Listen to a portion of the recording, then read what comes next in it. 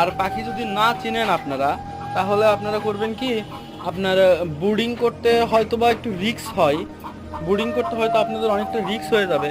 তারপরে আমার মনে হয় জিরো বাচ্চা দিয়ে নিয়ে পাখি নিয়ে শুরু করাটাই সবচেয়ে ভালো।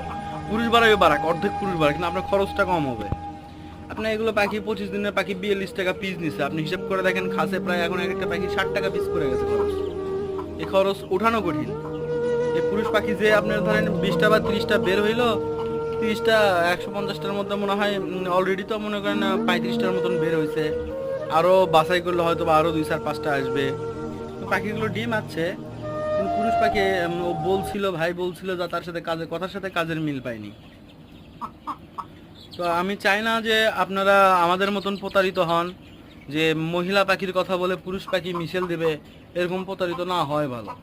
তো কোয়েল পাখি এমনিতে সব কিছু ঝরঝরা সুস্থ আছে।